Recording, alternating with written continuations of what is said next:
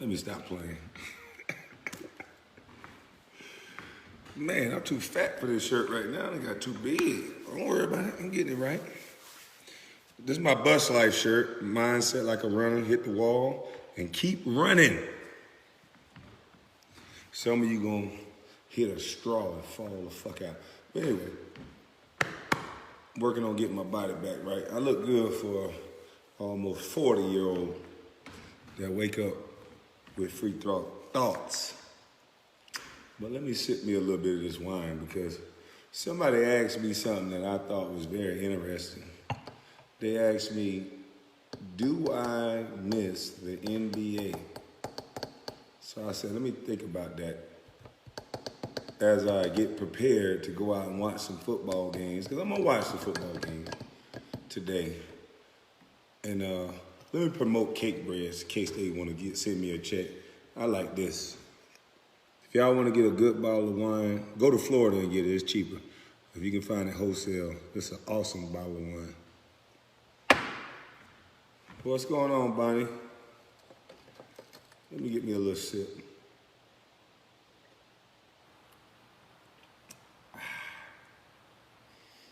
Ooh, that smells good. So, the question was asked to me, do I miss the NBA?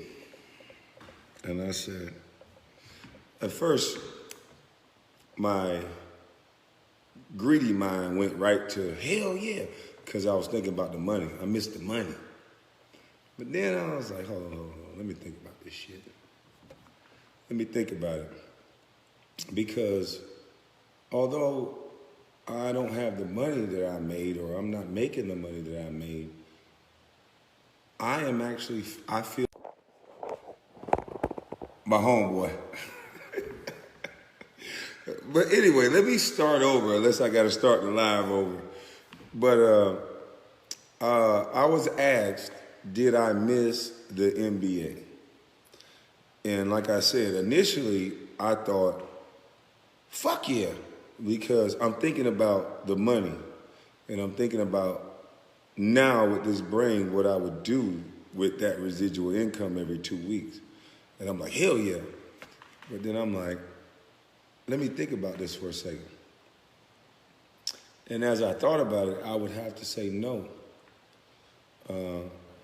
So much of my life has been committed and dedicated to a game, you know.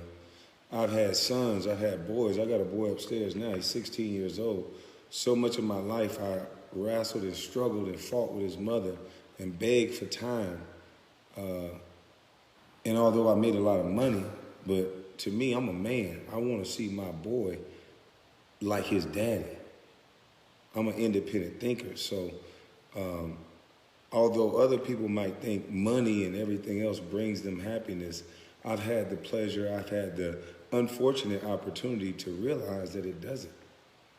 And that the fame and all this stuff that most of you guys are beating down the doors to go get, once you get it, you're going to be like your celebrities. You're going to be on Adderall. You're going to be on Molly Percocet. You're going to lose your mind because they've figured out a way to separate the room where they make celebrities seem like they're above you, and then they turn grown men into babies.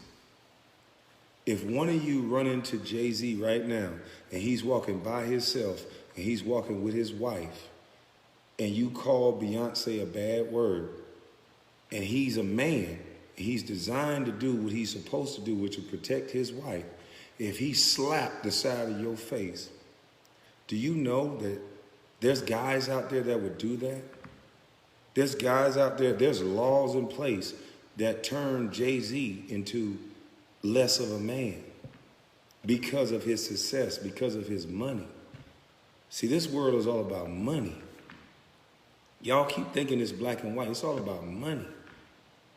Jay-Z is a grown man who still have rights, who pay high taxes, who has a wife that if he walked by himself and a man antagonized him and he do what a man is supposed to do and he slapped the side of his face, Jay-Z will get sued for millions.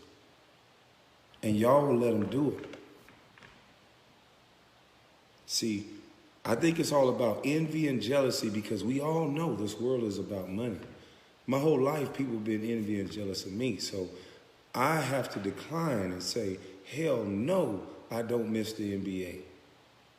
People don't see salaries in the paper that is going to be coming to me. And now when I walk into a restaurant or a bar or a club, I don't have women scheming, trying to sleep with me to have a baby that they're going to hold over my head and pretend like I'm a bad daddy because if I make the mistake or the condom break, and bitch, I didn't even know you. So how the hell can I love this child when it wasn't even a love child? So do I miss the NBA? Hell no. I'm a man. I'm a free man. I wake up when I want. If I don't want to leave the house, I don't. If I want to go on a vacation, I go. I'm a free man, finally. And let's get into this. Especially this woke, this quote-unquote woke NBA. Imagine, all of you think NBA players are rich. I understand that they're not. I understand that there's a lot of these players, we're talking about Wakanda, right? We're talking all this pro-black shit, but none of them are doing business together. None of them. All of them take their money and give it to white men with degrees and say, hey, help me because I'm black and you're white, so you know because you have an education, so make money for me. And when it doesn't happen, and they put gag orders in place, some people cry and blame white people. But see, that's why they don't teach you about money in school. This is why you can make all the money you want. They let you rap, they let you sing, they let you dance, they let you shoot. They let you do all these things that got a lifespan of 4 or 5 years. Because they know you're going to come back and need them. They know you don't know how to make no money, even when you get it. So in this woke NBA, I want white folks to pay attention. I want you to listen. I know some of you are so gung-ho about the flag and, oh, goddamn it, if he don't stand for the flag, I'm going to kill him. He ain't shit. Fuck him. I want you to take time to listen for a second. Imagine the black guy who understands that if he make one mistake, he gets kicked out the black community. Now imagine the black guy who, because everybody think NBA players are rich. Imagine the black guy who signs for a 10-day contract right before the playoffs start. Somebody got hurt, they're in the bubble, or they're out the bubble. But now we're woke. This guy signs for a 10-day contract. He has 2 children and a girl to take care of. He's the last guy on the bench. He's busting his motherfucking ass. He don't get the money of LeBron James. Now imagine this black guy and LeBron vouch for him. Imagine he go to the Lakers. Mr. Woke himself, LeBron. Imagine this guy that's on a 10-day contract and he need every bit of this money as the playoffs go on because he has children. He been fighting, he been scratching to make it to this 1%. He's been doing everything right. He's never been drafted. He went to a D3 school, but he bust his ass and he got somewhere. He got to the NBA. Politic and Control Central #1. He got there. So now this young man is on the Lakers. LeBron stands up in the meeting as the leader of the team. And he say, we all gonna kneel for the fucking flag. Imagine this young man having police officers in his family. Imagine this black young man having military members in his family. Imagine this black young man not agreeing with LeBron. Imagine him wanting to stand up. Then imagine him with 2 kids and a girl that helped him out, helped him get shoes, worked that nursing job, who helped this young man when he didn't have a job and he was just going to practice. Imagine him not kneeling down taking that contract away from his family. Because LeBron, let me tell you, I don't want to bash the brother, but LeBron going to be looking at him like this. Oh, nigga, shoe program, nigga. You just disobeyed the king, motherfucker. 23-1, 24, what is it? 23-1, nigga. You disobeyed the king because he calls himself the king, right? See, you don't understand the politics and the pressure of these young men. All of these young men don't want to take a knee. These black young men, you white guys or you white men that are judging them as a whole, think about it. Think about what it'll happen if somebody black put out a phone on your ass and make you seem racist. Because this word racist control all you motherfuckers.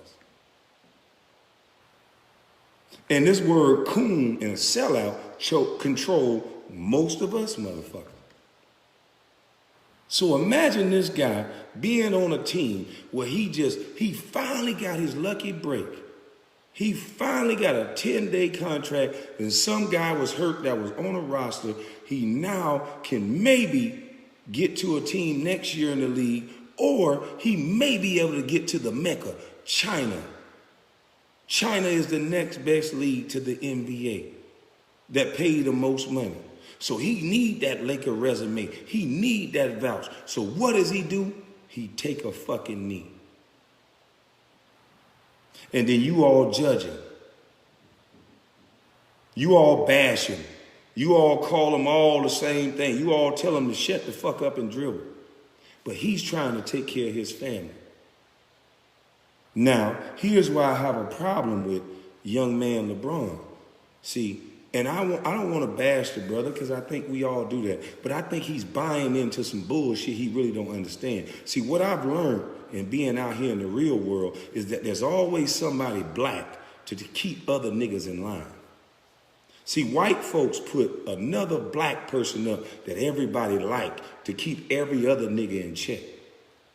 Because see, if this brother LeBron was a true leader and a true king, then what he would have said to this young brother that is trying to feed his black daughter, because everybody want to talk about black women and black this until they don't align with what the fuck you saying.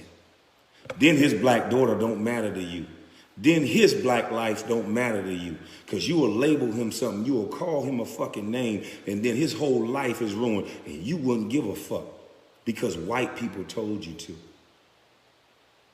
So if brother LeBron was a true king like this shit he buying into, because he being a puppet, really, and no disrespect, sir, because your life and my life shows you why America is great. Two young men with no college degrees that made $1 million. You building a $40 million house, but yet and still you teaching young boys they can't. So if you, brother LeBron, was a true and good leader, you would understand that it's still a black agenda if that's what you're trying to push. And you would not take food out that young man's mouth because he's doing something that's opposite of you. You know what you would do? You would say, you know what? Colin Kaepernick started this kneeling thing because he was trying to bring awareness to the black, to get white people to understand and bring awareness to police brutality. And he took a knee out of respect. And he didn't want nobody to find disrespect in that. He wanted people to respect his right to do so. So if you're a true leader, LeBron, then guess what you would have said when everybody else talked about that young brother and everybody else would go crazy, you would bring people together because a leader and a king understands you're not nothing without the people, without the village for you to rule over. If you by yourself saying, I'm the king, who the fuck you be talking to? So you got to take care of the people. So just like Colin Kaepernick had the right to kneel, then somebody else have a right to stand. So you wouldn't allow a persecution of a man who decided to stand in respect because his beliefs didn't align with yours.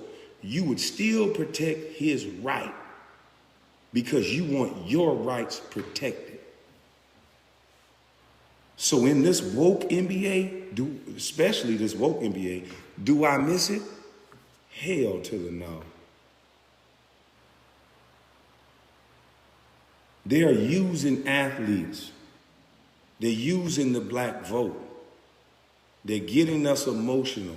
They're using our quote-unquote leaders that barely know anything about voting. Look at it. They ain't even going to vote, but they telling you to vote.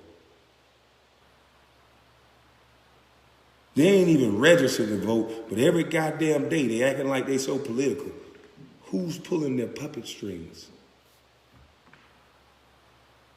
You guys got to start seeing this shit for what it is. And I'm trying to say it in the humblest way I can. I'm not trying to bash another brother because I truly think LeBron is being used and all of our celebrities are being used. But